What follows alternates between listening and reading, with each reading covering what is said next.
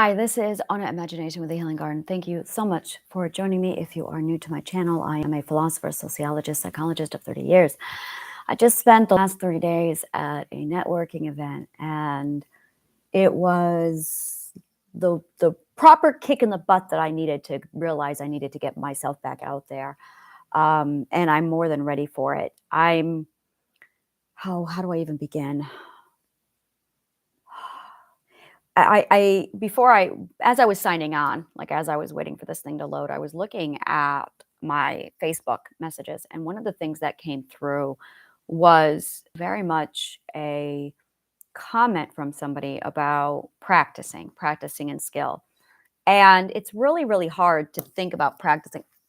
Okay, I'm a pianist. So practicing has a little bit of PTSD thing. There are eyes twitching. I struggled practicing piano. I hated practicing piano. The reason why is because when you're practicing, you're not performing. There was no joy for me in practicing.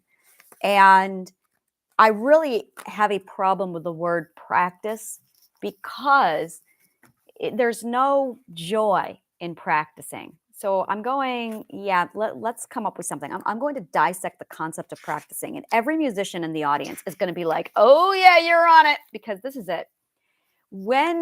And I've done theater. So in theater, it's called rehearsal. Technically, yeah. So there's the concept of practice, and then there's rehearsal. And I remember, I've been playing piano since I was 4.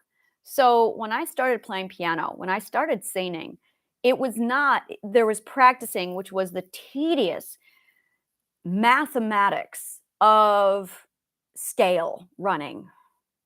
And then there was and you just want agility on your fingers. You just want the right technique with hand position. You just want to make sure that and same thing with singing. It's all about technique. It's all making sure that it's all right where it is. But in theater, it's all about rehearsal, which is let's plan this out. Rehearsal was more of a plotting everything. All right, well, these are the words you're going to say. This is where we want you to stand. This is where we want you to move. And then it was just putting us through okay, now let's run through it. Oh God, I love the words run through it. Run through it. See, I have more, there was more fun in plotting out rehearsal, whereas practicing it's that concept. So I'm sitting here doing public speaking now, and I'm tapping from my theater knowledge, my Shakespeare knowledge, my presentation knowledge. And mine is 100% theatrics. So it's all about stage presentation. It's all about making sure you're facing the audience properly. It's about everything. It's about how you use your voice. And then when you pull in from singing, which I never in my life practiced singing. I sang. I got good at it and I sang. And that was really the mindset. There was no practicing singing. And you know what? I have a professional opera. One of my friends is a professional opera singer. So I'm going to ask her, because this is a really, really good question, is do you ever consider practicing your singing? Or is it rehearsal?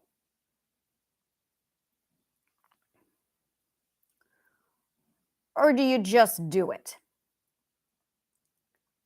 And this is really it. This is it right here. So in the world of piano and instruments, it's practice. We never practice theater. That word does not exist on the stage. There's not. Now dance. Let's go in for dancing.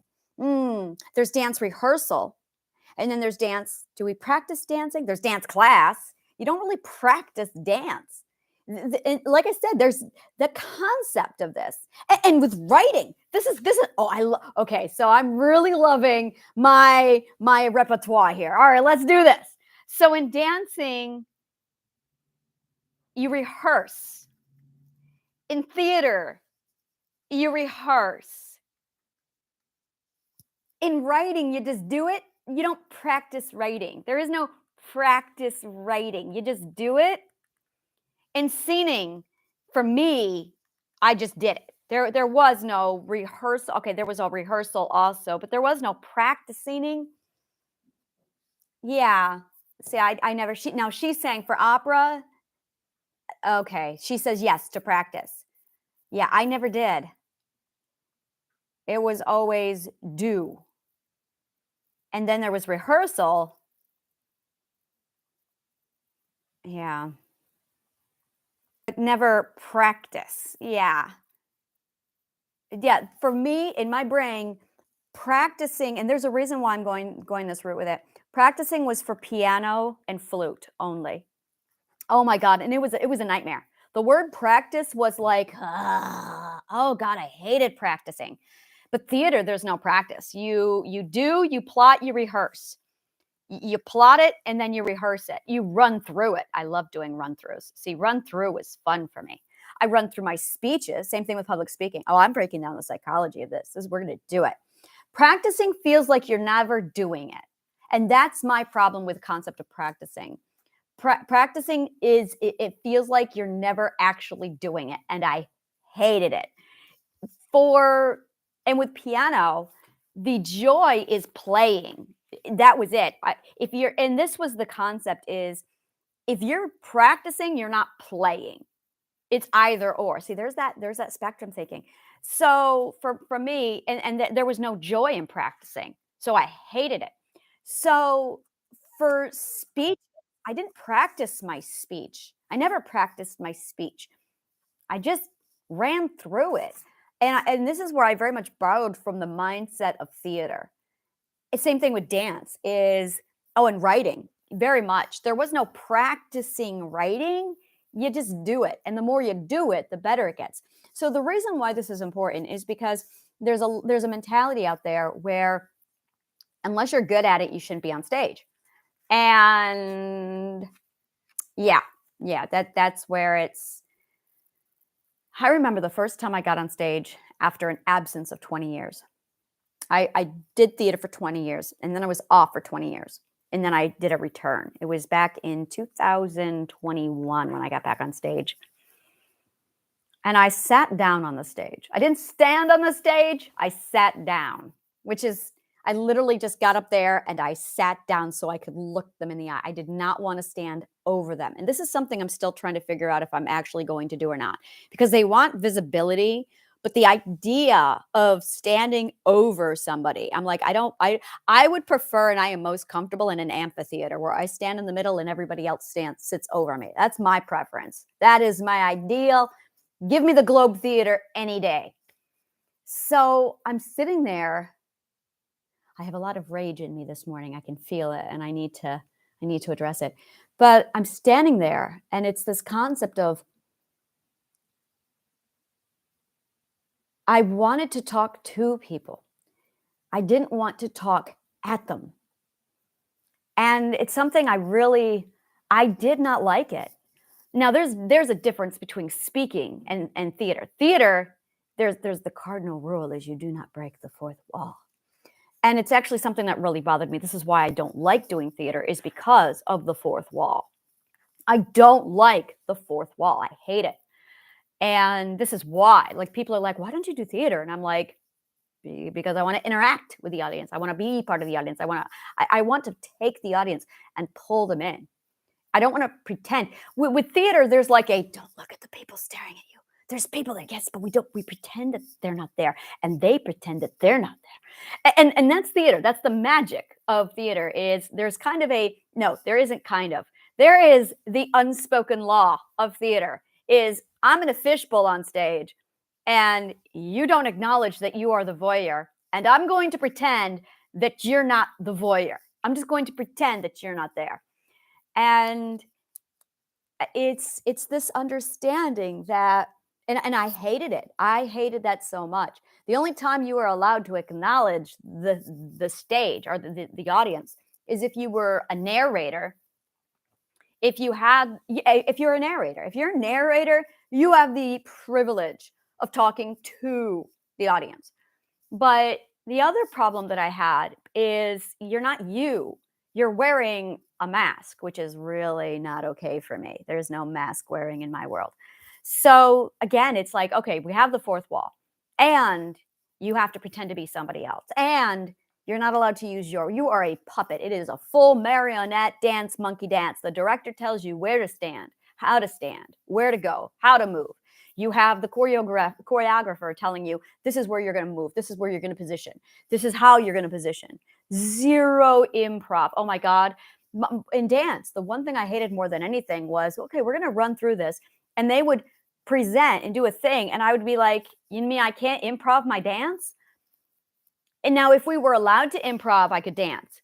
But I spent more time trying to remember the steps. I could not remember dance. I could not remember dance if my life depended on it. I remember one time I went through and I finally was able to go to be like, all right, I finally remembered all the steps of the dance proper. I was always the last to go because I needed all of that time to memorize the steps. And other people could just get up, memorize, and go. And I'm like, now I was fantastic with memorizing lines 20 years ago. That was before the significant trauma amnesia kicked in. And I don't trust my memory at all to memorize. I don't, which is why I do so much improv, is because I have zero faith in my memory skills. For God's sakes, I'm sitting here writing because, yeah, I have zero faith in my memory skills. I just don't trust my memory because 20 years of trauma amnesia. So I had to get really good at improv, which is fantastic because I'm an author and it's like, yeah, like brilliant.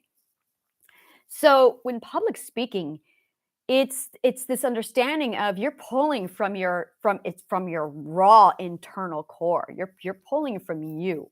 You're not reading words, pretending or pulling in the emotional feed to fuel someone else's words, which is what you're doing in theater. No, here it's a whole nother creature where you are siphoning your own voice, your own identity to speak. And when I started doing public speaking, it was very much this understanding of identity gets to take the stage, imagination gets to take the stage. Otherwise, just Anna was up here taking the stage. And it allowed my other parts of me to present and say what needed to be said. And it's weird because I remember early on when I started doing podcasting, I had people arguing with me saying, oh, you're split. And it's like, okay, first of all, there's theater, there's acting, and then there's multiple personality disorder. And the difference is control, solid control. So I can act like I have multiple personalities. I can take on multiple personalities. I do. We all have multiple personalities. The difference is the control. The difference is the conscious mind. The difference, the true difference, is being consciously aware of your surroundings at all times. With multiple personality, you are not in control and you do not have a conscious mind. You have 5 or 100 conscious minds, and they're all competing for limelight. That's multiple personality, is not the personalities. And there is nothing I hate more than hearing non-multiples talk about multiples. And the language is, I just need to do a whole speech. I just need to do nothing but focus and just really stop telling me what it's like to be a multiple. That's really what it is. There's so many non-multiples out there hypothesizing it. There's every source that's out there is just one more non-multiple hypothesizing and telling me what it's like to be a multiple. The problem is when you're a multiple, most people, the insanity, there's no other word for it. The fucking insanity when you are a multiple is so extraordinary that you can't get out of each other's own way to articulate. And because of that convoluted chaos, the amount of discipline it requires to study, to read, to do anything when you're competing for limelight with all the other alters, you don't get anything done. Oh my God. Putting down, I would pick up keys. Joanna would put them in my pocket. And then I would switch and imagination would be like, where are my keys? And it was the chaos and disorder. But one thing was adamant with all of us. In my case, is we all wanted to get smarter and we all wanted to learn and we all wanted it to stop. We were unanimous on that front. And because it was unanimous, that became my strength. That became the leg up that I needed to say, all right, guys, what do we all want? Where are we in agreement? And we all wanted to have more intelligence. Now, the subjects that we studied varied. Imagination wanted to study fantasy. Oh my God, did she? She wanted to go into the fantasy world. Joanna wanted to study at strategic professionalism. Berrigan, Berrigan wanted to do everything else. And Kalan wanted to study, she wanted to study business. She wanted to study history. So it was a imagination would pick up a book and we would go through it and then we would switch books. But either way, and once the information was retained, it was it was extraordinary. It was absolutely extraordinary where we would study and then it's the conscious mind that splits in multiple personality disorder. And this is what non-multiples don't get. Non-multiples are clueless when it comes to understanding personality. Here's a newsflash. Every person has multiple personality. Every one of them. You have multiple personalities. That's why you have dichotomy. That's why you have so many different parts of you wanting different things all at the same time. We all have multiple personalities. We all have multiple personality disorder. The difference is the conscious mind. It's not the personalities that split. It's not dissociation. That's the other thing is they're, oh, you're dissociated. No, I wasn't. Dissociation is when you shut down and completely zone out like a vegetable. That's dissociation. Dissociation is when you disconnect from your emotions. Oh, trust me, when you have multiple personality disorder, you are not disconnected from your emotions. You are plugged into all of the emotions at the same time. No, there is nothing more botched than the concept and comprehension of multiple personality disorder. And it's listening to basically non-multiples are so completely clueless to the self. You are so self-unaware. And they're trying to diagnose and understand the concept of multiple personality disorder. I just need to do it. All right, what's the name of this podcast going to be? I can't talk about it anymore. I just got to do. No more talk. We're going to do. What is the name of my new podcast going to be? This is going to be multiples. It's going to be from the multiple personality disorder, where all I talk about is what it's like to be in multiple, because there's literally nothing out there. Trust me, when I went to integrate and do the work on it, let's do subconscious dialogues. I think I'm going to stick with subconscious dialogues because that's really it. And I am just going to do nothing but talk about, oh, I got to take this call. Fine. I'll get off of my soapbox. All right. Thank you so much. And may the kindest of words always find you.